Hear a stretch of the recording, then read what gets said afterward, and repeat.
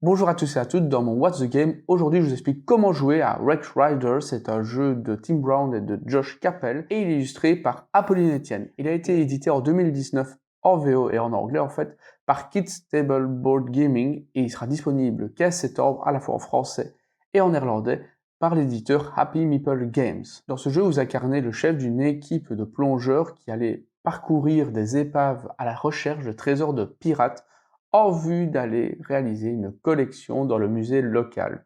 D'ailleurs, dans ce musée, vous pourrez aussi l'agrémenter de magnifiques aquariums. C'est un jeu 10 ans et plus, allant de 1 à 5 joueurs pour des parties de 45 minutes.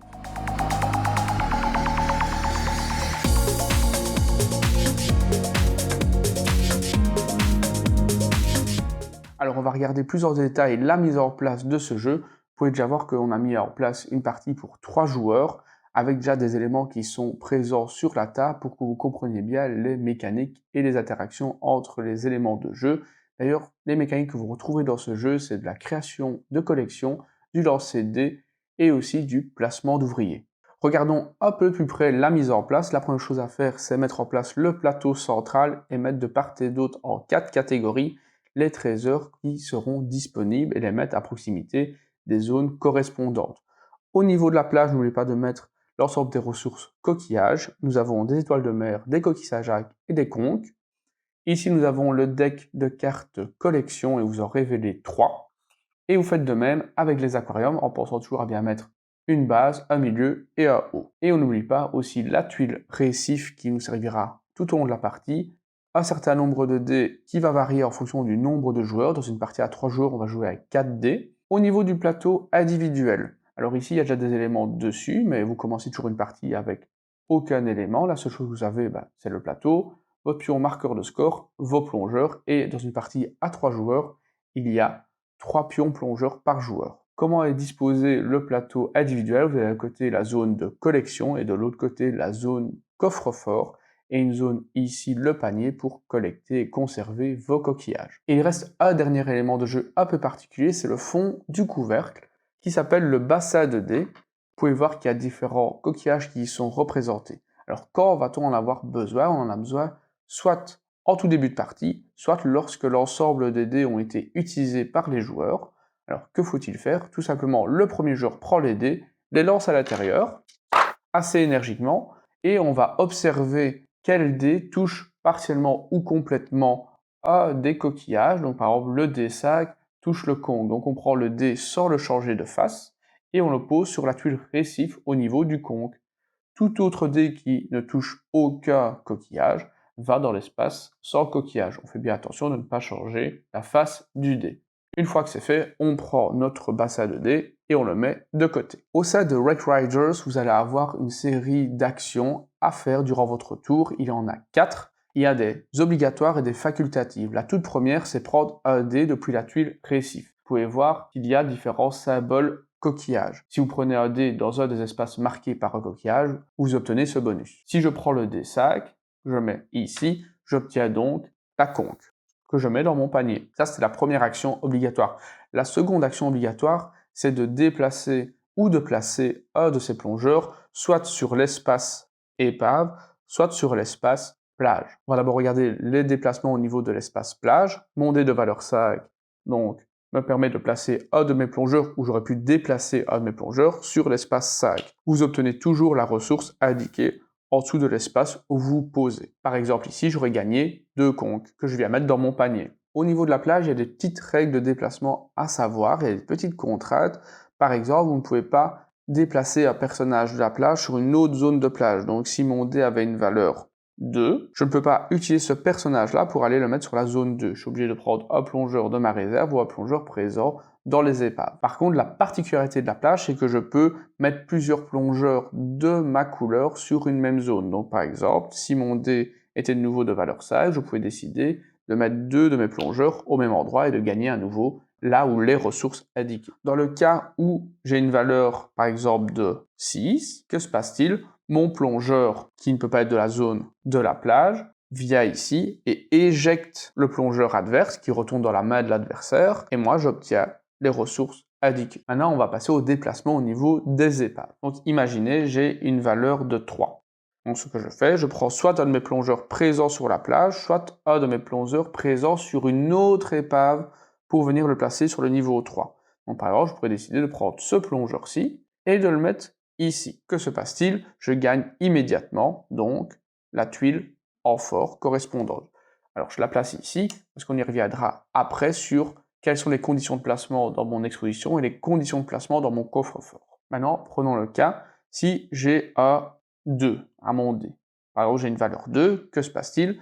Je prends soit un personnage présent sur une autre épave, soit sur un personnage de la plage, donc par exemple ici, je prends ce plongeur-ci et je viens le placer au niveau du 2, au niveau du diamant. Que se passe-t-il? J'obtiens le trésor diamant, puisque j'ai passé mon plongeur dans cette zone-ci, mais les plongeurs strictement adjacents gagnent aussi ce trésor, donc moi j'en gagne un deuxième, et le joueur bleu, lui en gagne un aussi. Et pour finir, le dernier type de déplacement, par exemple si mon dé a une valeur de 5, donc je regarde, voilà, une valeur de 5, je prends de nouveau soit un personnage sur une des épaves, soit un personnage de la plage, je vais prendre le personnage par exemple de la plage, celui-ci, et il va venir sur un espace déjà occupé. Que se passe-t-il? Ce personnage sort, moi j'arrive ici, j'obtiens le trésor, et celui-ci, de l'adversaire bleu, que se passe-t-il? Il va aller sur l'espace plage de la valeur équivalente, donc le 5, et il obtient les deux ressources présentes. Ici, ce sera 2 conques. Alors, les petites contraintes de déplacement au niveau des épaves, on peut utiliser des plongeurs pour se déplacer vers une autre épave, mais on ne peut pas utiliser un même plongeur pour se déplacer sur la même épave. Donc, ce plongeur-ci ne pourrait pas aller du 3 vers le 4. Il est obligé d'aller vers une autre épave. Et une dernière contrainte, je ne peux pas, bien entendu, prendre ce plongeur-ci pour le déplacer sur une zone occupée déjà par un de mes plongeurs. Alors regardons maintenant le plateau personnel. Il y a deux espaces, il y a l'espace collection et l'espace ici coffre-fort. Alors si vous placez un élément que vous avez collecté, un de vos trésors sur l'espace donc collection, vous devez toujours le faire face cachée et c'est toujours dans l'espace le plus à gauche qui est libre. Donc ici, ici ou là. Vous ne pouvez pas laisser des espaces vides, bien sûr. Dans le cadre du coffre-fort, c'est différent. On doit les jouer face visible et toujours du bas vers le haut. Je ne peux pas venir placer quelque chose comme ceci. Ce sera toujours placé d'abord sur la première case, puis sur la seconde. Alors au final, quel est l'objectif? Au niveau de la vitrine, l'objectif c'est de réaliser donc une série de symboles identiques à l'une des cartes collection face visible. Et l'objectif ici, au niveau du coffre-fort, c'est de faire donc des lignes d'objets de même type. Donc ici, par exemple, 3 diamants me rapportera 3 points. Là, les amphores me rapporteront 4, la 5 et la 6. Si j'ai des lignes de même type.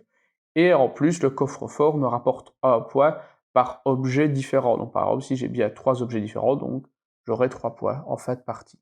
On arrive à la quatrième action, et celle-ci est facultative, c'est de collecter une ou plusieurs cartes exposition. Donc pour acquérir l'une des tuiles exposition, il faut avoir dans une de ces lignes de sa vitrine l'ensemble des symboles présents sur une des cartes, que ce soit dans l'ordre ou dans le désordre. Donc la première chose à faire, c'est annoncer, je vais réaliser telle vitrine. Dans mon cas, cette vitrine-ci me permet de réaliser cette exposition-ci. Je la mets à proximité de mon plateau et vous pouvez observer qu'il y a des symboles supplémentaires. Donc dans mon cas, j'ai la possibilité de rajouter une conque pour décorer mon exposition. Donc je prends une conque bien sûr que j'ai dans mon panier, que je viens ajouter, ça me rapportera des points de victoire. Et d'autres par exemple pour un symbole coquille Saint-Jacques, ça leur permet tout simplement de piocher un trésor de leur choix depuis la réserve. En plus, si l'ordre est exact, ce qui est bien mon cas, on est bien dans le bon ordre, j'obtiens le bonus en bas ici, donc je gagne une conque que je mets dans mon panier. Une fois que c'est fait, je défausse les trésors présents dans ma vitrine, que je place dans la zone de défausse, et ensuite j'ai la possibilité de valoriser une autre carte exposition si bien sûr j'ai les éléments présents dans une de mes vitrines. Ici ce n'est pas le cas, on renouvelle donc le marché des cartes exposition en retournant une, 2 ou 3 en fonction de ce qui a été épuisé. La dernière action facultative, c'est la possibilité d'acheter un morceau d'aquarium. Alors comment acheter un morceau d'aquarium? Il faut tout simplement avoir les éléments en coquillage correspondants. Donc celui-ci, il faut 3 coquilles Saint-Jacques, là il faut 2 coquilles Saint-Jacques et une étoile de mer, et ainsi de suite. Il faut toujours avoir un bas pour commencer. on peut avoir un nombre illimité de milieux, et on n'est même pas obligé d'avoir une fin pour le valider. C'est juste que les couvercles, on va dire les fins d'aquarium, permettent d'avoir des bonus supplémentaires. Donc par exemple celui-ci permet d'avoir 2 points de victoire par étoile de mer présent dans les aquariums. Et au final, à quoi servent aussi les coquillages? Donc en plus d'acheter des aquariums ou de décorer ces salles d'exposition, c'est qu'ils permettent d'avoir des petits bonus.